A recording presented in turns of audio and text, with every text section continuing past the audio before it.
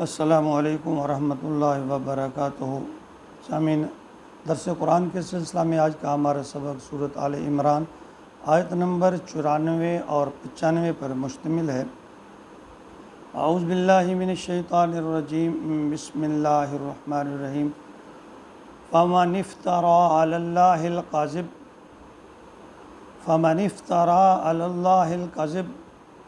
من بعد ذلك فأولئك هم الظالمون قل صدق اللہ فاتبعوا ملة ابراہیم حنیفا وما كان من المشرکین۔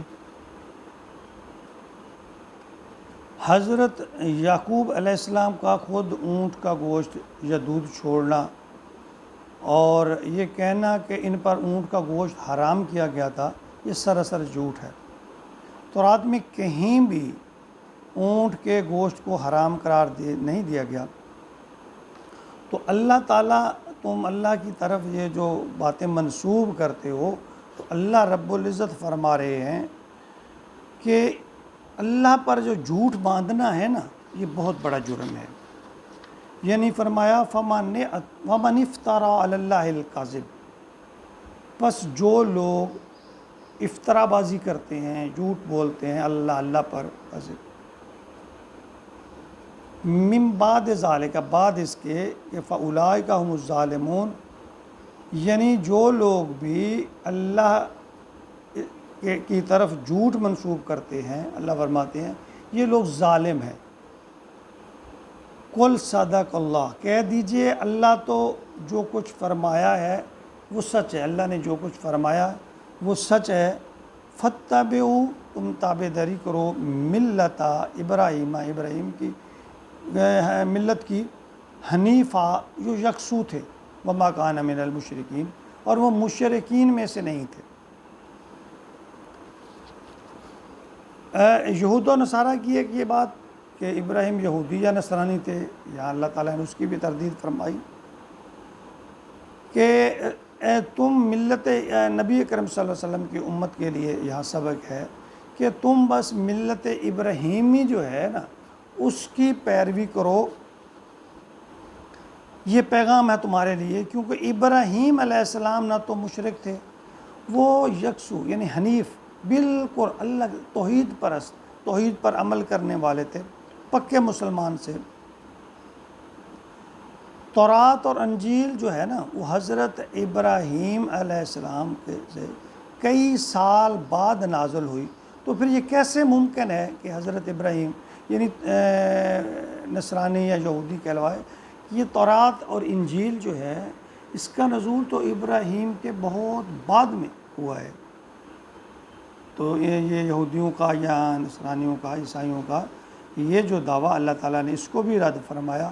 اللہ نے فرمایا وہ تو خالص اللہ کی طرف رجوع کرنے والے تھے، توحید پرست تھے۔ ابراہیم علیہ السلام کے بارے میں مثالی کردار ان کا جو ہے وہ قرآن پاک میں بیان ہوا۔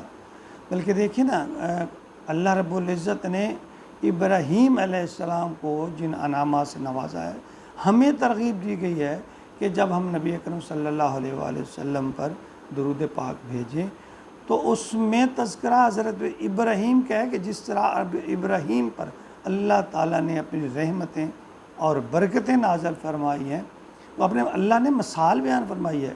تو اللہ، اس کا مطلب ہے کہ اللہ رب العزت ابراہیم علیہ السلام سے بہت خوش تھے کہ اللہم صلی علی محمد وعلی آل محمد کما صلیت علی ابراہیم، جس طرح ابراہیم علیہ السلام پر آپ نے رحمتیں، برکتیں، فضیلتیں حضرت ابراہیم کو دی ہیں۔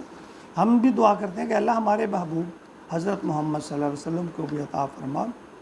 جس طرح ہم ایک رشک کرتے ہیں کہ فلاں آدمی کے پاس یہ اللہ کی نعمت ہے، اے اللہ اس جیسی نعمت ہمیں بھی عطا فرما، تو اللہ نے تو خود ہمیں اس بات کی تعلیم دی ہے کہ ہم یعنی جب نبی اکرم صلی اللہ علیہ وسلم پر رحمتیں اور برکتوں کی دعا کریں تو اس کی مثال کہ جس طرح حضرت ابراہیم کو نوازا اللہ، ہمارے پیارے محبوب حضرت محمد صلی اللہ علیہ وسلم کو بھی نواز۔ تو اس کا مطلب ہے اللہ رب العزت حضرت ابراہیم علیہ السلام سے بہت زیادہ خوش ہیں، بہت زیادہ راضی ہیں، اور بار بار ان کی مثال کرتے ہیں کہ تم ملت ابراہیمی بنو، ابراہیم کی تابعداری کرو، وہ حنیفا وما کان من المشرکین، کہ کہو کہ میں بس ابراہیم کی تابعداری کرتا ہوں مشرکوں، وہ خود بھی مشرک نہیں تھے، وہ مواحد تھے ایک۔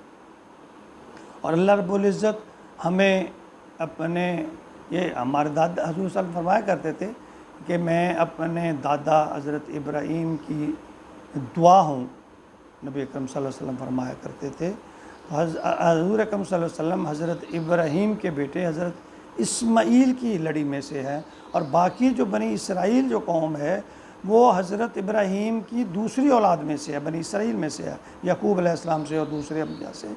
اور یہ جو لڑی ہے ہماری حضرت اسماعیل علیہ السلام سے، حضرت ابراہیم کی وصال کے بعد حضرت اسماعیل، اور ابراہیم حضرت علیہ السلام کی وفات کے بعد حضرت اسماعیل، اور حضرت اسماعیل کے بعد جو پہلے نبی اللہ تعالیٰ نے اس دنیا میں بھیجے وہ ہمارے پیارے محبوب خاتم النبیین امام الانبیاء حضرت محمد صلی اللہ علیہ وآلہ وسلم ہے۔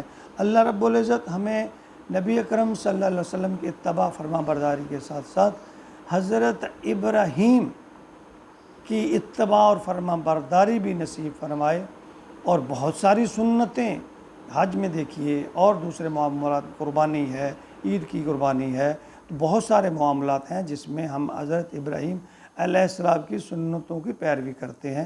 اللہ رب العزت ہمیں اپنے پیارے نبی حضرت محمد صلی اللہ علیہ وسلم کی اتباع فرما برداری نصیب فرمائے، اور اس کے ساتھ ساتھ حضرت ابراہیم علیہ السلام کی ملت میں اللہ رب العزت شامل کر لے۔